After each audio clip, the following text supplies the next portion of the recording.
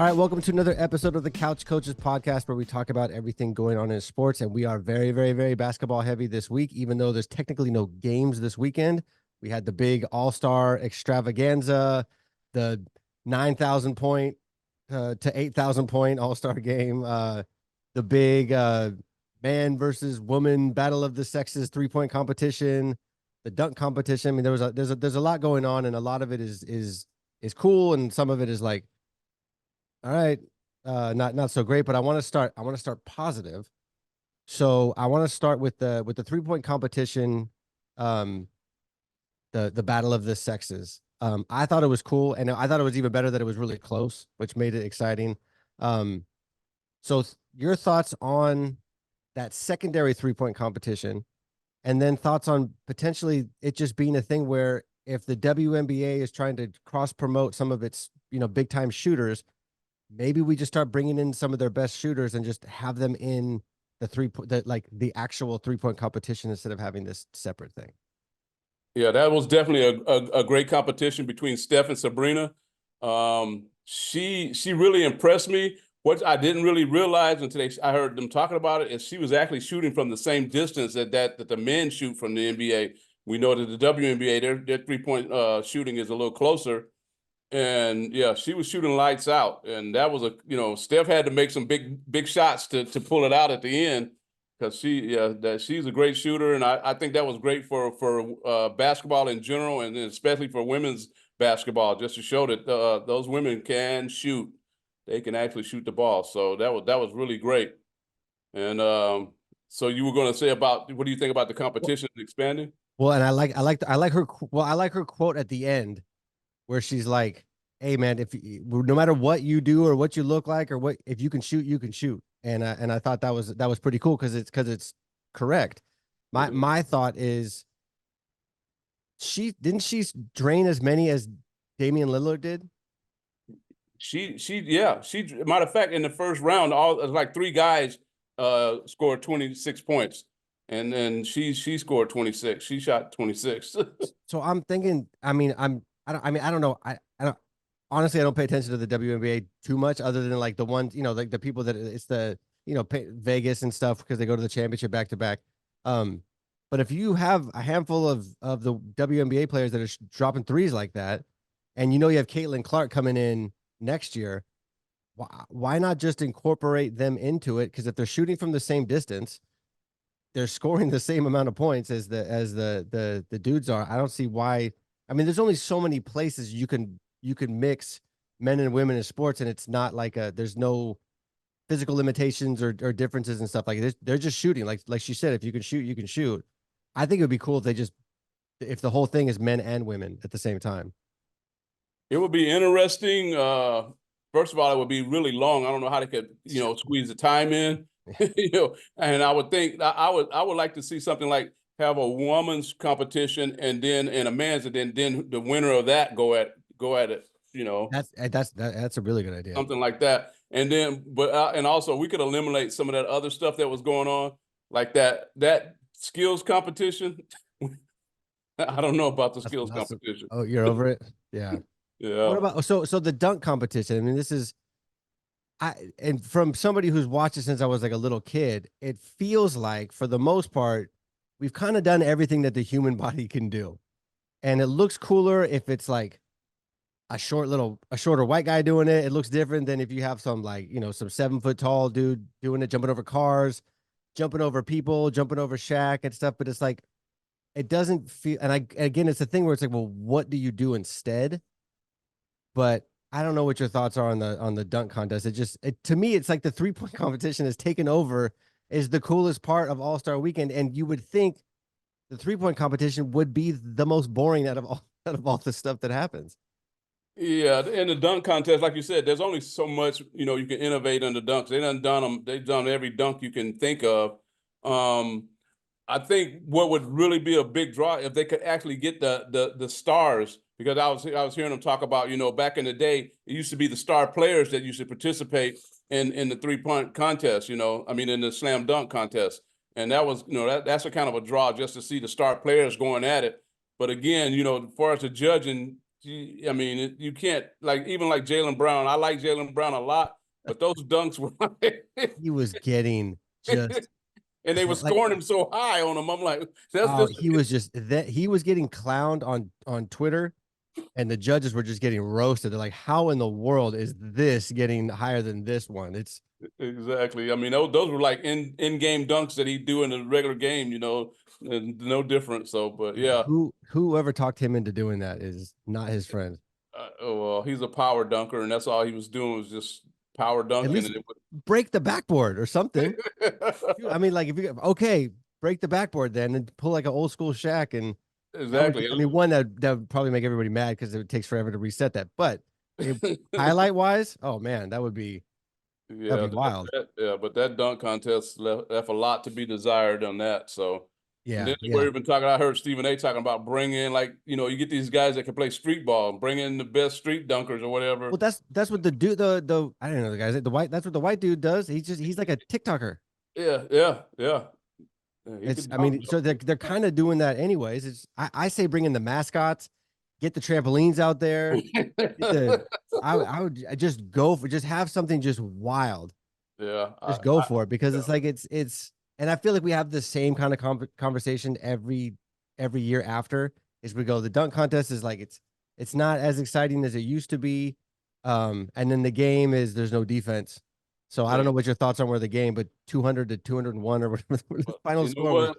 I That threw out game, 200 as a final score as a joke at the beginning, and then when it was like 100 at halftime, I'm like, oh, this is could actually happen. exactly. I thought the same thing when they said, "Oh, they're going to try to go for 200 tonight." I'm like, "Yeah, right. They ain't going for 200."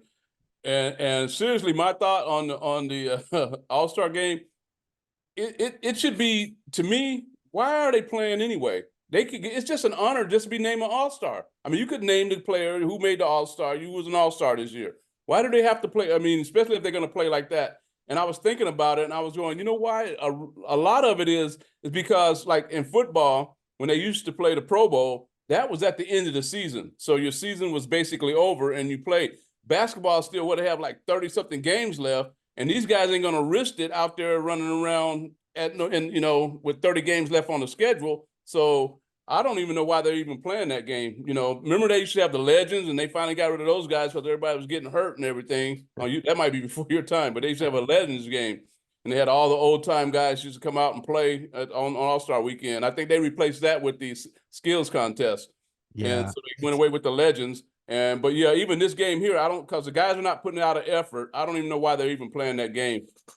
yeah. It felt like this game, and I probably watched the first. I watched the entire first half, maybe a little bit into the third quarter, but um, it has the feel that one of the last few the NFL Pro Bowl games had, where it's like they're throwing the ball up and the guy's just like it's like two-hand touch, not even barely even that, and Right.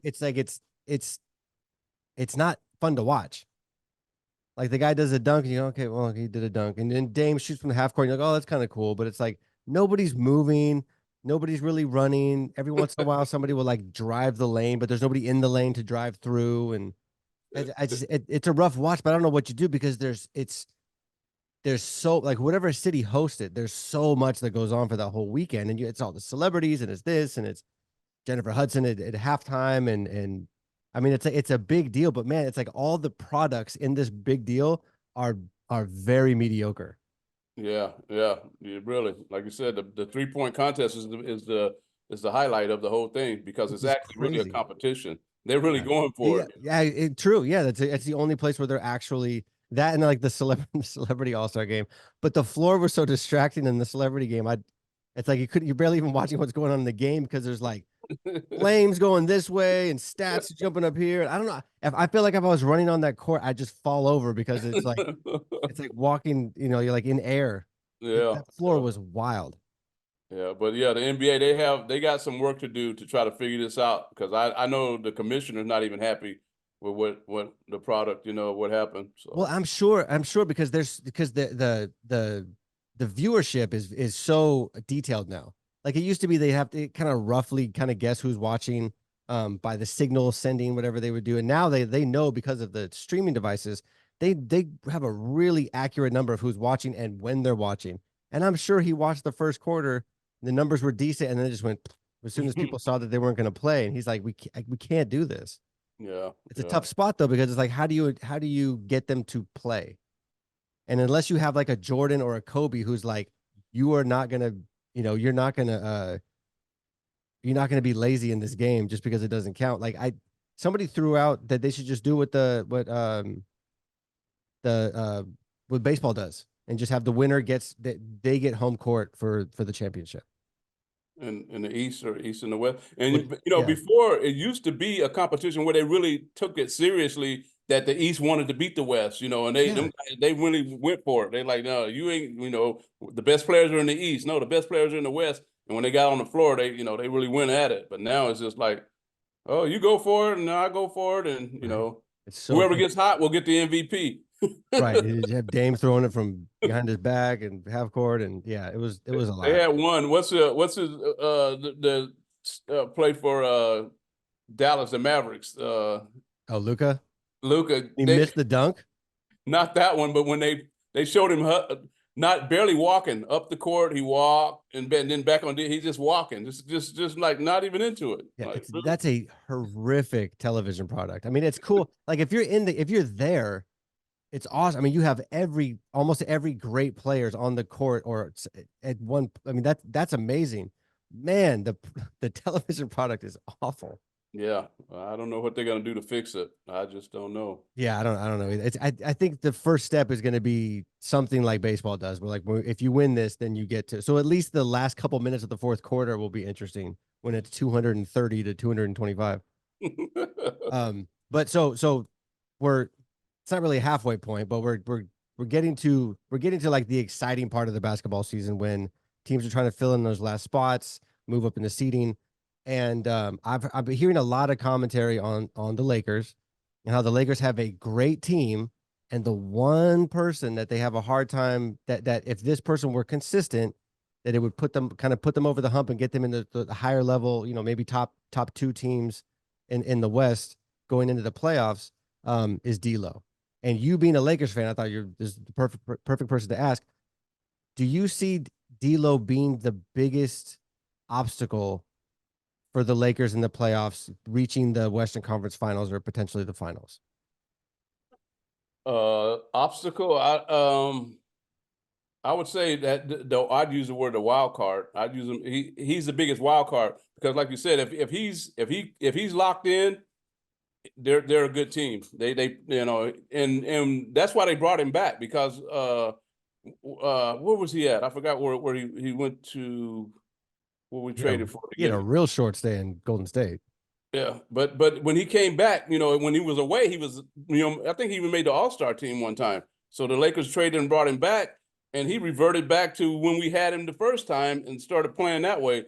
And I was kind of shocked that they re-signed him. I thought after last year, I didn't think they was going to bring him back, but they signed him to this year, and then they benched him. They started bringing him off the bench, and now he's starting to play a little better. So I think he's a wild card. He's a wild card in that, in the way they play, and if he brings it and on consistent, when I watch him play, it seems like he gets lazy. I don't want to use that word lazy, but it seems like sometimes he just throws the ball, throw it up, or a pass or something. You go like, where did that come from? Instead of when he's engaged and really hustling, he's a better player. So Is he one of those guys that plays better when he like so? I mean, if AD and LeBron are on the floor, like he's not like the dude. He's not even close to one of the main dudes out there. Does he play less in those roles, or does he play better in that role? he played. To be honest with you, the whole supporting cast plays less in that role because what they have a tendency to do is they stand around and watch AD and LeBron. And I don't know. Sometimes LeBron and AD they hold the ball too long too. See, and then they're a much better team when that ball is moving. Almost just like the Warriors, when that ball is moving, they're a really good team.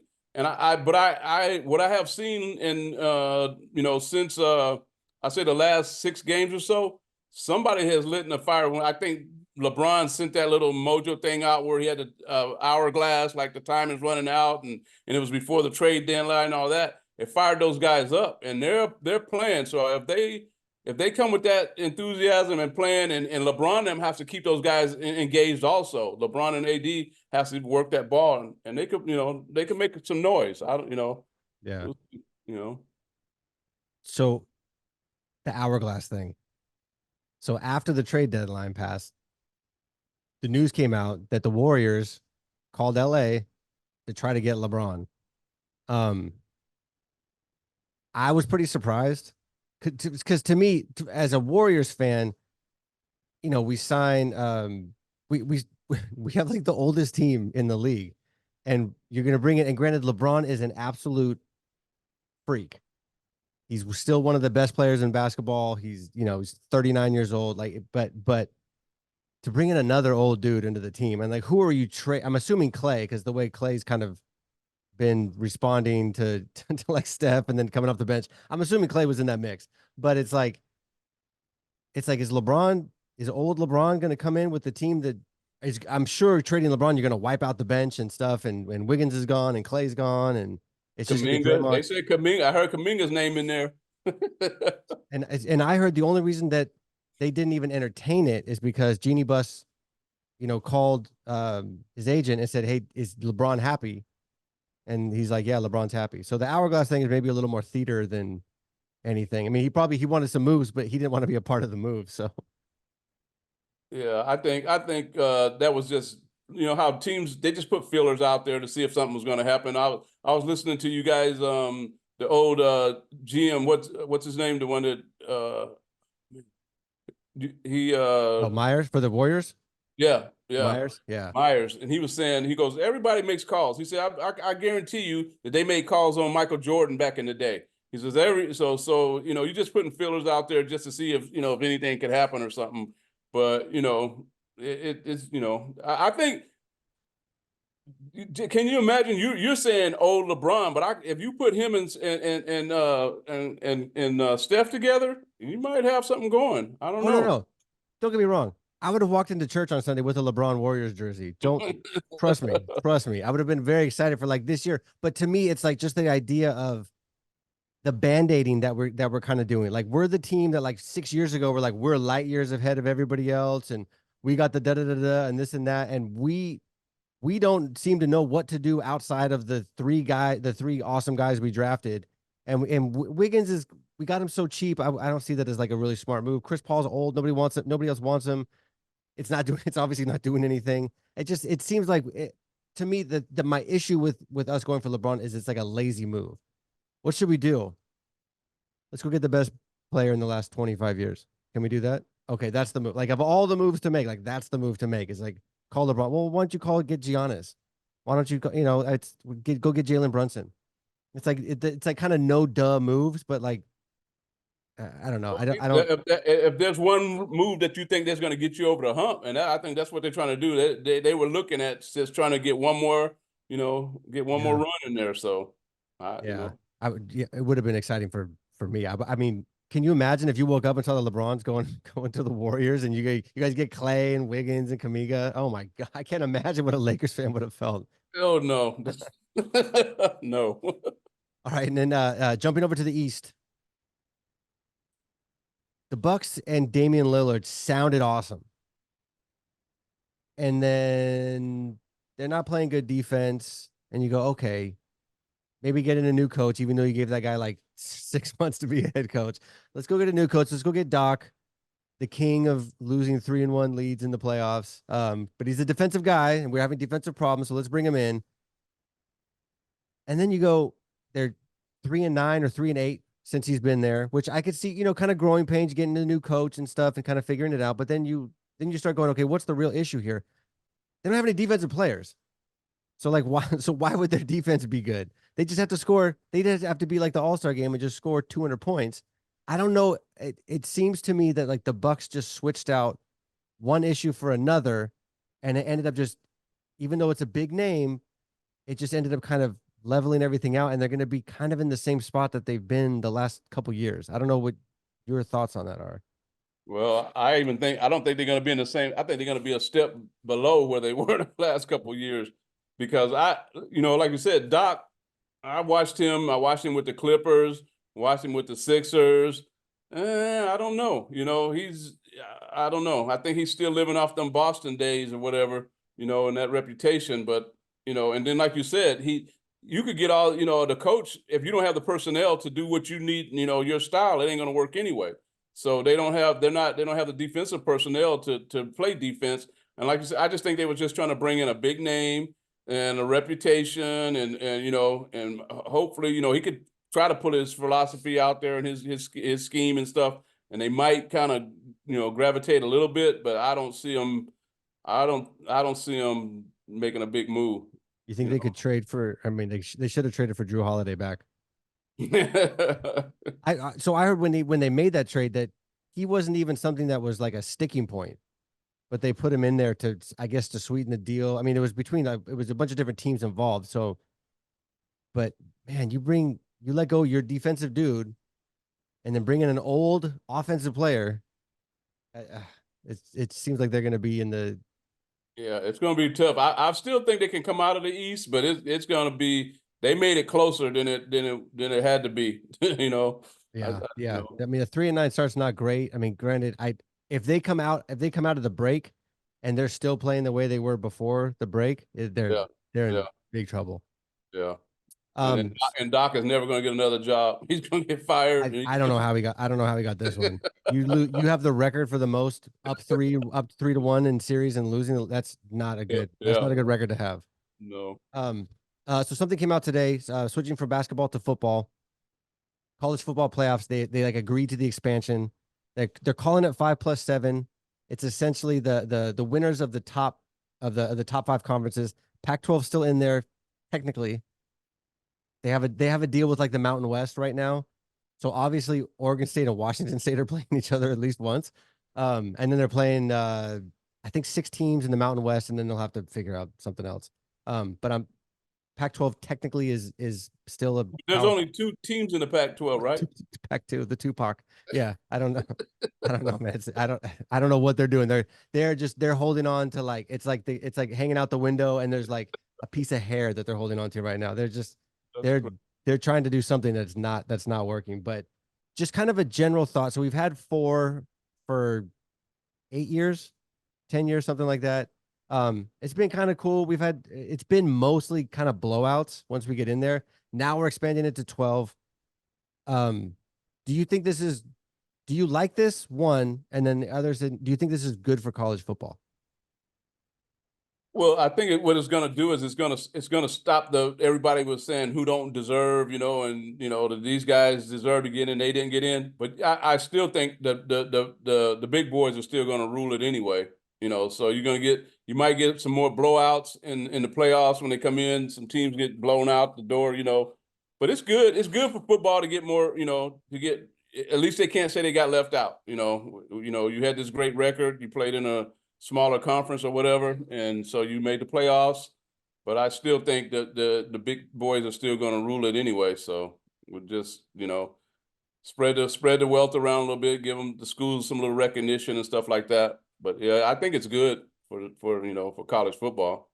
Yeah, I mean, it's going to expand the heck out of the season, and they're doing something that from a planning, from like a logistics, I don't agree with at all, because what they're going to do is they're kind of taking the same time off that they would take off for bowl games, and then or they're spreading out the play. So it's like a playoff round, and then it's a week off, and then it's a playoff round, and then it's a week off. So they're spreading out. So they're going to get to a point where they're competing with NFL playoffs at the same time as they're kind of winding down their. And I think that is a huge mistake. I don't know why you wouldn't just put them back to back to back weeks. It starts like whatever the first week in December or the second weekend in December, and you just do like 3 or 4 weekends in a row or whatever, 3 weekends in a row. Have this New Year's games. They're spreading it way out, and they're pushing it into football, and that is a terrible idea because Yeah, football does playoffs. I mean, pro football now has 3 days for the first round of the playoffs. I mean, it's two Saturday, two Sunday, one Monday. And they're going into like that territory, and I think it's a huge mistake. But I'm sure, I mean, it's something that can be adjusted quickly, I'm sure. yeah, But I think it will be fun because you're gonna have, there's always that like Ohio State, that man, what would Ohio State have done, or what would this team have done? Like the team that lost the one game and they're in the major division. So I think it's going to be cool for maybe the 5th or 6th seed. 12 is going to get destroyed. 11 is going to get destroyed. 10 is going to get destroyed. 8, 9, they're all going to get killed. Like, it's just going to be one of those two teams, maybe at the very end, that's going to do something exciting, and then everybody else is just going to get murdered. And we'll be like, why are we even wasting our time? But it'll bring in a lot of money, which is that's it. which is with all this super merging and super packs and everything they're doing now, the super conferences. That's what they're doing. So yeah. But all right, so basketball starts up again this week. We're winding down with the college basketball, so we're going to be getting into some good content there. We got to discuss. I'm sure the Niners will have a DC at some point. I'm crossing my fingers. Is Bill Belichick? That would be awesome. I don't see it happening, but man, it'd be I was telling Bill, I got into me and Bill in the parking lot on Sunday. I was like, "You guys are desperate. That is a desperate move. You talking about being lazy to go get LeBron James. Now, how lazy are you to go? This is what I told Bill. I said, Belichick was probably on his couch sleep. Oh, the phone rang. Oh, that is Kyle, like right after kickoff. Bill, yeah. we need to come on, help Oh us. my goodness, Belichick, really? Come on. It would be, man, I would go get the biggest hoodie, put the grumpy dude on the side, just kicking butt. Oh my God, I would love it. How miserable would our sideline be between Kyle's miserable look on his face all the time and Belichick's miserable look on his face all the time? We would have the most unhappy sideline. We would need Kittle to be running around cheering people up because our coaches look like they're gonna kill somebody. How big is the disconnect? He's not. He don't connect with those. He's a relic. He can't connect with these players. You guys gonna do? I'll take for 1 year. I'll take my chances. I'll take my chances on 1 year because Kansas City, nobody's won 3 in a row, so we can eliminate Kansas City for winning the Super Bowl next year. I'm telling you, this is it. This is it. Don't worry about. The Raiders will eliminate them. Don't you guys won't be facing? Well, I don't know what you guys gonna do. Hey, you guys caused all this problem because if you guys beat them so bad on Christmas, they got embarrassed and then turned it on and then ended up winning the Super Bowl. So I blame you guys for our loss. I was looking at something today that the Raiders head coach Pierce, he was saying that that the Raiders got to start treating Mahomes the way that Detroit used to treat Michael Jordan back in the '80s. Beat him down. Yeah, I heard. And I heard he's under investigation for those comments. Yeah, seriously, like, come on, man. Of course, nobody wants to get their butt kicked by Mahomes. I mean, that's yeah. Yeah, I honestly think he's under investigation, which is kind of funny. He hasn't even started yet. Oh no, that's just talk. Yeah. No, I know, but it's still, we got to take these threats seriously, you know. Yeah, right. All right, man. Well, so another big week of sports, a lot of basketball. And we will see you guys. What time I want? What happened? You think about your Warriors though. You didn't even. Where are you guys? What's your season and what are you looking at? What Clay's coming off the bench now. I like Angry Clay. Angry Clay scores a lot more points than Happy Clay. Get angry. I hope he's mad with that captain's hat, riding his boat over to this. Just angry. You can come out the bench, man. Score 38, man. Get 30 plus points off the bench, please. That was a fluke. That ain't gonna happen again. Hey, if he stays angry, it will. Don't get used to it. I'm gonna be right behind the bench. Go, you suck, Clay. That's why you're coming off the bench. Get him mad and riled up. He's like T.O. When T.O. was mad, T.O. was a killer on the football field when he was mad. Do whatever. Get mad. Like, if you can play like that with our old team. Yeah, we'll see. We'll see. We'll see how they come out of the break. Yeah, things are looking good out of the. I mean, with us. I mean, with everybody. The Bucks. Matter of fact, don't they play the Warriors or the Lakers tomorrow? I think they play Thursday. Thursday. Thursday. Yeah. Okay. Yeah. Well, I mean, we'll obviously beat you guys. So. Oh, here we go. It's weird when it's just the two of us going back and forth. Go right back and forth. It's like, oh, okay. I said it, and then he's right there, and there's nobody else saying anything. But, all right, so we'll have more people next week, and so it'll be a different dynamic of talking trash. But hope you guys have a good week, and we'll see you next Tuesday.